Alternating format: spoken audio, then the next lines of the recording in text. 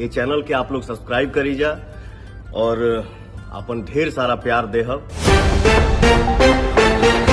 नमस्कार दोस्तों, फिलहाल भोजपुर के king power star Pawan Singh Bhojpur के म्यूजिक इंडस्ट्री में धमाल बवाल मचाए हुए हैं। इस समय बिहार यूपी ही नहीं बल्कि पूरे भारत में रंग ठोपे ठोप की चर्चा हो रही है। जब से पावर स्टार ने अपने इस गाने को रिलीज किया है तब से लोगों की एक्साइटमेंट काफी बढ़ गई है।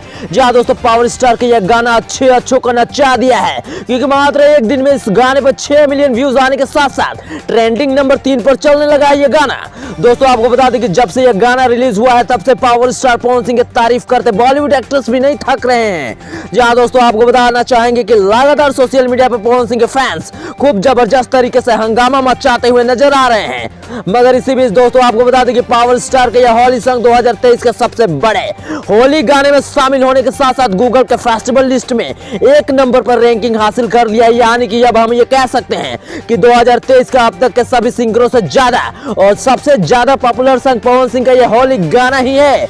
ऐसे में अगर आप भी पावर स्टार के फैंस हैं तो वीडियो को लाइक करते हुए एक प्यारा सा कमेंट जरूर कीजिए।